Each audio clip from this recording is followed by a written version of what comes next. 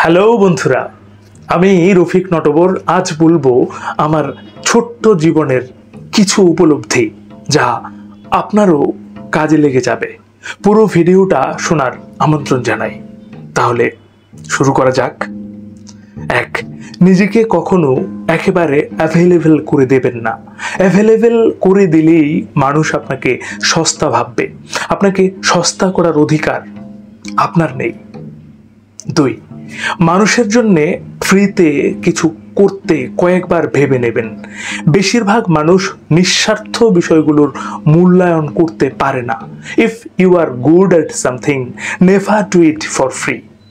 তিন, মানুষকে ভালোবাসবেন। সবসময় মানুষের উপকার করার চেষ্টা করবেন। মানুষ ঠিকঠাক জাস্টিস করতে পারে না, তবে আল্লাহ তো পারেন। তিনি কখনো না কখনো আপনাকে তা বহু গুণে ফিরিয়ে দেবেনই। Man gets and forgets, Allah gives and forgives. চার, ভালোবাসার মানুষকে অনেক ভালোবাসবেন, ঠিক আছে, তবে নিজের শতভাগ উজাড় করে দিয়ে কখনোই না। নিজের সবটুকু দিয়ে দিলে যদি কোনো দুর্ঘটনা ঘটে, তখন আপনি কি নিয়ে আবার ঘুরে দাঁড়াবেন? শক্তি কোথায় পাবেন? সব না দিয়ে নিজের জন্য কিছু ভালোবাসা রেখে দেবেন। মানুষ খুব দ্রুতই আকর্ষণ হারায়। সৈয়দ হকের এই লাইন দুটো মনে রাখবেন। মানুষ এমন তয়, একবার পাইবার পর নিতান্তই মাটির মনে হয় সোনার মোহর। পাঁচ, মা বাবার হক কথাগুলো আপনার জীবনের সর্বোচ্চ প্রায়োরিটি। ওনাদের কখনোই কষ্ট দেবেন না। ছয়, হারাম পথে কখনো উপার্জন করবেন না। রিজিকের মালিক আল্লাহ। যে আল্লাহ একটা পাখিকেও অভুক্ত রাখেন না, তিনি আপনাকেও অভুক্ত রাখবেন না। জন্মের পর অদ্যাবধি যিনি আপনাকে না খাইয়ে রাখেননি, আগামী জীবনেও না খাইয়ে রাখবেন না। হয়তো প্রতিবেলা ফ্রাইড রাইস খেতে পারবেন না, অন্তত ভাত তো খেতে পারবেন। হারাম টাকায় ফ্রাইড রাইস খাওয়ার চেয়ে হালাল টাকায় ভাত খাওয়া অনেক প্রশান্তির। মনে রাখবেন, যে আল্লাহ অঢেল দেবেন সে আল্লাহ কেড়ে নিতেও সময় লাগে না। সাত, কখনো ফেম, পপুলারিটি এসবের পেছনে ছুটবেন না। এগুলো মানুষকে শান্তি দিতে পারে না। ফ্যামিলি গাই হবেন। বেশি ফেমাস হলে আপনার লাইফ আর আপনার থাকবে না, সেটা পাবলিক প্রপার্টি হয়ে যাবে। পপুলার লোকদের মানুষ তেমন ভালোবাসে না, বরং ঈর্ষা করে। লাইফের ফ্যালাসি হচ্ছে, একসময় মানুষ চায় সবাই তাকে চিনুক জানুক। চেনা জানা হয়ে গেলে সেই মানুষটাকেই মুখ ঢেকে বের হতে হয়। তার সামনে অনেক লোক ভিড় করুক, সেটা আর তার পছন্দ হয় না। সেলিব্রিটিদের মধ্যে ডিপ্রেশনের হার অনেক বেশি, তবে ভালো কাজ করতে করতে আল্লাহ যদি পরিচিত বানিয়ে দেয়, সেটা ভিন্ন কথা। আট, পৃথিবীতে দুই ধরনের পেইন আছে, পেইন অফ ডিসিপ্লিন আর পেইন অফ রিগ্রেট। মানুষ হিসেবে জন্মেছেন মানেই আপনাকে যে কোনো একটা পেইন নিতেই হবে।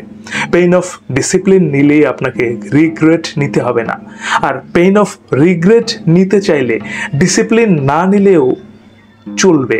ডিসিপ্লিন নিলে পেইন পেলেও সফলতা পাবেন। রিগ্রেট নিলে পেইন তো পাবেন, সেই সাথে তুমুল ব্যর্থতা। নয়, যে যোদ্ধা প্রস্তুতির সময় যত বেশি পরিশ্রম করে ঘাম ঝরায়, যুদ্ধক্ষেত্রে রক্ত ঝরার সম্ভাবনা তার তত কমে যায়। আর যে প্রস্তুতির সময় ঘাম ঝরায় না, তাকে যুদ্ধক্ষেত্রে রক্ত ঝরাতে হয়। সিদ্ধান্ত নিতে হবে, আমরা ঘাম ঝরাবো নাকি রক্ত ঝরাবো। 10, যদি ছেলে মেয়ে, ধনী গরিব, কালো ফর্সা, লম্বা খাটো, মোটা চিকন, জাতি ধর্ম বর্ণ কাউকে আলাদা দৃষ্টিতে দেখেন, তাহলে শিক্ষকতা পেশা আপনার জন্য না। সবাইকে এক চোখে দেখবেন, এই প্রমিস নিজের কাছে করেই শিক্ষকতা করতে আসবেন। আপনার ছাত্রদের সময় অত্যন্ত মূল্যবান। আপনার ক্লাসের প্রতিটি মিনিট যেন গুরুত্বপূর্ণ হয়, সেই চেষ্টা করতে হবে। তার সময় যেন আপনি কোনোভাবেই নষ্ট না করেন, খেয়াল রাখবেন। আপনার ক্লাস যেন কোনোভাবেই কাউকে বোর না করে, সেটাও লক্ষ্য রাখতে হবে। আপনার স্টুডেন্টকে আপনি সম্মান করবেন। সে কিন্তু তার পরিবারে, তার সোসাইটিতে অনেক বেশি সম্মানিত মানুষ। তাকে অসম্মান করার কোনো অধিকার আপনার নেই। 11, আল্লাহ ভাঙা জিনিসগুলোকে অদ্ভুত সুন্দরভাবে ব্যবহার করেন।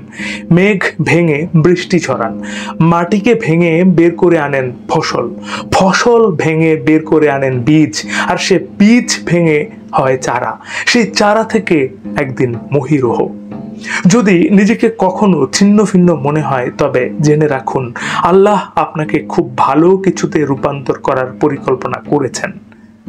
যদিও এই কথাগুলো আমি আমার প্রাণের শিক্ষার্থীদের নিয়মিত বলি, কিন্তু মূলত এর মাধ্যমে আমি নিজেকে নিজে বারবার রিমাইন্ডার দেই।